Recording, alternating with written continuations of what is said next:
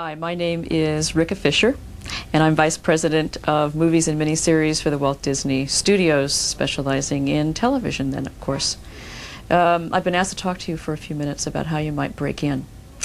I feel like a mother and a parent to you if I say to you, stay in school. That's what you've got to do. Don't get wild-eyed and think you're going to come down to Los Angeles here and stand at my door and get a job.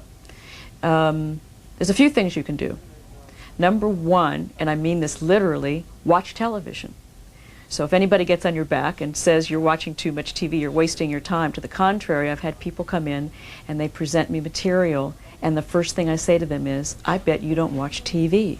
Because although the kinds of programs change, you always have to be aware of what is on, whether it's on your network or on the cable, what's on movies, what's on series.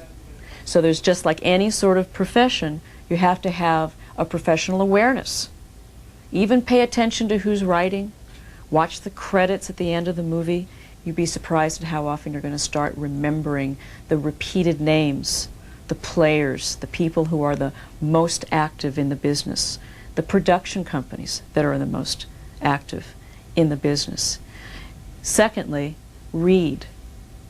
I find that people who read newspapers, magazines, good novels, literature, popular fiction, read the book review section, you'll find that your whole frame of reference will continue to expand. So it's the practical world of watching television and seeing who's working, seeing the actors, but it's also in that larger world. Who else is writing? What kind of writing is there? What kind of points of view are there? Whether it's fiction or it's nonfiction. Television often is a mirror of our everyday life. I won't be arrogant enough to say that we're like Charles Dickens, who only reflected what the world he was. But if you look around television, it's about families, it's about urban and suburban lifestyles, it's about our world today. If you are an avid fan of nonfiction and you say, I only want to I only want to write, I only want to explore what has happened before me, then start reading more nonfiction.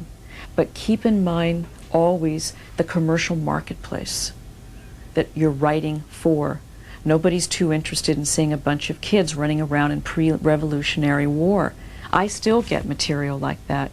And you stop and you want to say, but who's going to play this kind of a movie?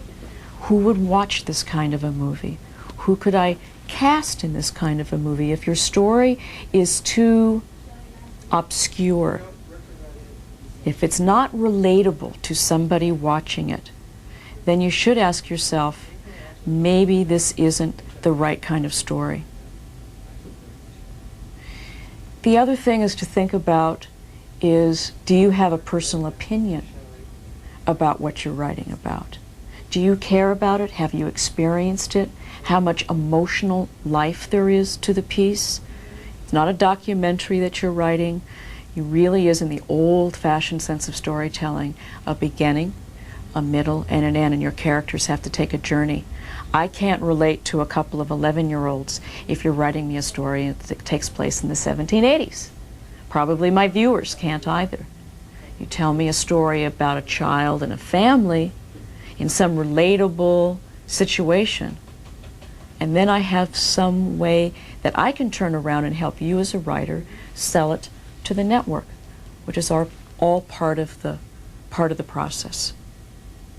There's an awful lot of mystery, I think, attached to how do I get started, how do I break in. When you first come to Los Angeles, wherever you are living right now, when you first come to Los Angeles, because you probably will be here, if not for a long, long time, you'll be here for a while. How do I break in? How do I get started? There's a mystery to it, but there's a very practical way that you can get started. It's like the old joke about an actor. How do you get an acting job? I need an agent. How do you get an agent? You need to act. It's the same kind of formula, unfortunately, for a writer, because you can write your heart out, you can burn yourself off and write 3 or 4 scripts, but somehow you have to get those scripts circulated around town so your name gets known. So getting an agent is all important. If you call the Writers Guild, they can give you a list of local agents. The key to get the agent is, what do you have in your hand? You can't say, I've got a full heart and I've got a full mind and I have so many stories in my head. No one's ever going to give you a job. If you say, give me a chance, you have to write. I say this over and over and over to people who are trying to get started. Write. You can write if you want sample episodes of series. For the movie executives like myself, that's not as useful a tool, because I'm reading your script. In my mind, I already see established actors. Every week on television, it's not showing me the same kind of imagination that a writer can show me if he or she takes page 1, blank page, and says those memorable words, fade in. And you create a whole new world. Your own story, your own characters, the dialogue with your own voice. Not just hearing, gee, I wonder if Bill Cosby can say this. I wonder if Seinfeld's going to crack the joke just this way. It's too much of a formula that you're asking me to buy into. So if you write at least a couple of scripts, and even try to find a couple of different avenues to write in. Maybe it's a contemporary story about a family. Maybe it's a newspaper article that triggers your imagination so that you can show that you can adapt something. Maybe it's a novel that you read and you fell in love with, and you take a crack at adapting it. Then you call an agent. You send them in. Small agents, not the big ones, but the small agents usually are predisposed to helping you. If they fall in love with the material, trust me, they'll call you. Sometimes friends of friends is the only way that you can get to an agent. And you can always try that. Call your uncle, call the grocer, don't be shy. I've had people call me the dry cleaners. I've had a dentist pull open his drawer and say, my kid really wants to break in. Here's his 8x10. It happens to me all the time. 90% of the time, nothing will happen to it. But if you don't try, then you may lose that one shot. When somebody says, you know, I do know somebody at Disney. I do know somebody at Warner Brothers. I know somebody at NBC. I'll pass your resume along, or I'll pass it along to an agent. If you're not shy and you believe in yourself, then write anything and let people start to read it and get their feedback. But if you put that in conjunction with watching television and responding to that, then your own writing will start to have a practical reference point for it. There's no mystery to getting a job if you've written. If people read you and are impressed with what you've written, they'll hire you. I've hired people who have never written more than one script, but the script told me that they had a heart, that they were bright with their dialogue. If the structure was a little questionable, I'd even be taking a chance with that, and I'd say, okay, that's worth it. It's when somebody starts to write and you know they've never done this before and they don't even understand the basic mechanics of writing, which is where your school training and your screenplay classes will help you. That's when I'll back off and say, not this time. Go learn on somebody else's nickel. The other thing that I would suggest to you guys is be a reader. And if you don't know what that means, it's the way just about everybody gets started, including me. Every production company, every studio, even as large as Disney, have a group of people who are called readers, and every single piece of material that gets submitted gets automatically read by somebody else, and they write a report. It's very extensive. It teaches you how to read, because a reader has to tell somebody back what the summary is, what works, what doesn't work, and most importantly, why.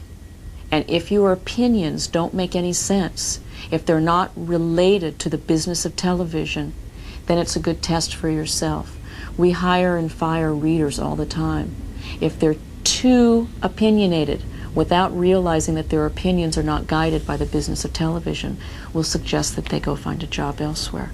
If the readers give me reports on material and can analyze why it does or doesn't work and make references to other movies, even if it's feature films, it tells me that they have a working knowledge of the business. And when you start applying for other kinds of jobs, even as a writer, and you put down on your resume that you've written this script and you've tried to adapt something, and you've even been a reader for a producer or a production company, people will know right away that you have a certain a certain frame of reference, that there's a vocabulary, that there's even a working ethic that you understand about television.